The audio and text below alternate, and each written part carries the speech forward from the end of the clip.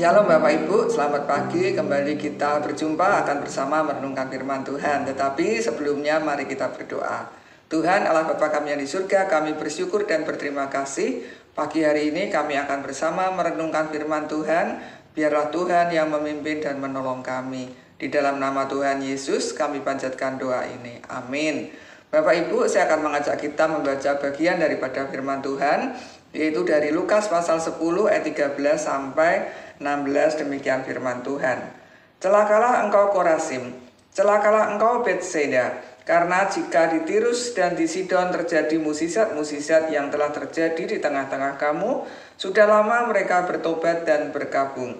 Akan tetapi pada waktu penghakiman, tanggungan Tirus dan Sidon akan lebih ringan daripada tanggunganmu. Dan engkau Kapernaum, apakah engkau akan dinaikkan sampai ke langit? Tidak, engkau akan diturunkan sampai ke dunia orang mati. Barang siapa mendengarkan kamu, ia mendengarkan aku. Dan barang siapa menolak kamu, ia menolak aku. Dan barang siapa menolak aku, ia menolak dia yang mengutus aku. Demikian firman Tuhan. Tema pagi hari ini yaitu takutlah akan Tuhan. Bapak Ibu, saudara-saudari, hidup ini tambah hari tambah memprihatinkan.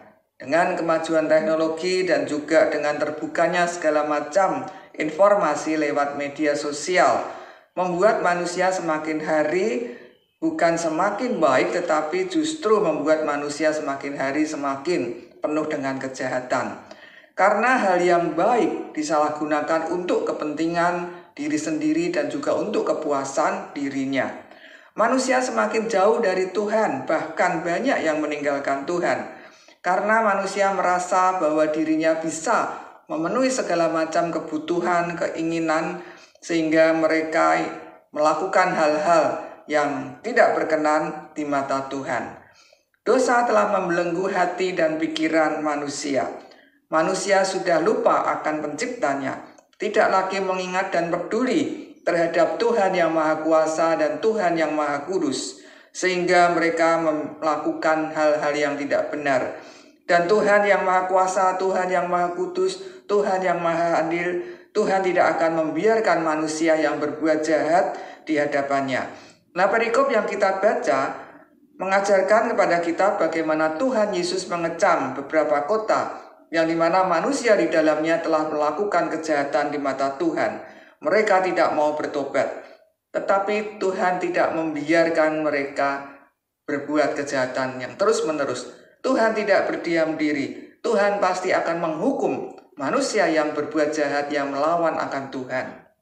Nah, kota Korazim, Betsaida, Kapernaum, Tirus, dan Sidon telah dihukum oleh Tuhan karena keberdosaan dan kejahatan manusia yang ada di dalamnya.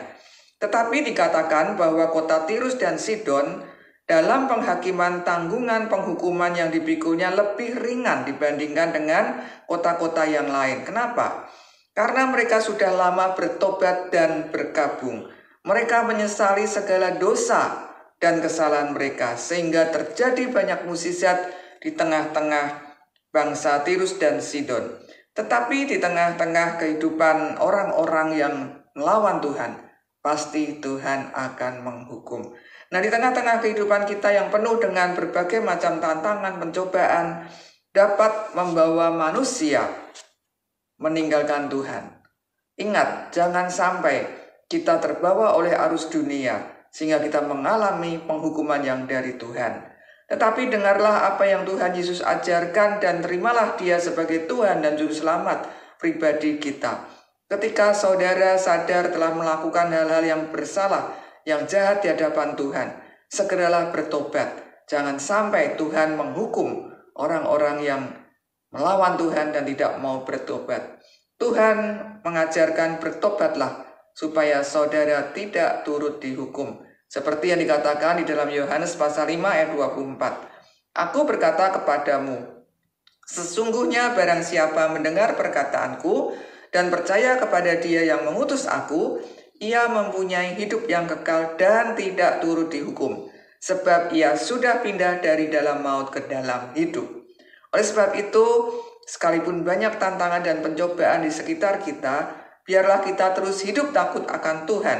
Artinya apa? Yaitu kita hidup menghormati karya keselamatan yang Tuhan sudah kerjakan bagi kita, sehingga di dalam hidup kita layak untuk menerima berkat Tuhan, menerima pemeliharaan Tuhan, dan Tuhan hadir dalam kehidupan kita, dan kita bisa memuliakan nama Tuhan, supaya kita bisa terus hidup di dalam Tuhan dan terjaga baik iman percaya kita. Mari kita punya komunitas rohani yang baik, yang sehat, yang rajin membaca dan mempelajari firman Tuhan sebagai penuntun hidup kita, supaya terus kita setia di dalam mengiring Dia sampai akhir hidup kita. Amin. Mari kita berdoa.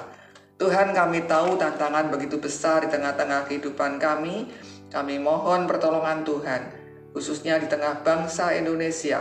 Semakin hari semakin banyak terjadi kejahatan-kejahatan. Biarlah kami tidak terbawa oleh arus dunia, tetapi kami boleh ikut di dalam Tuhan, seturut akan firman Tuhan. Mampukan kami ya Tuhan, untuk kami boleh menjadi pengikut-pengikut Tuhan yang setia, hidup takut akan Tuhan, sehingga hidup kami boleh memuliakan nama-Mu. Ampunilah bangsa dan negara kami ya Tuhan, yang hidup di tengah kejahatan ini. Di dalam nama Tuhan Yesus Kristus, kami panjatkan doa ini. Amin. Selamat pagi Bapak Ibu, selamat beraktivitas. Tuhan Yesus memberkati kita semua. Amin.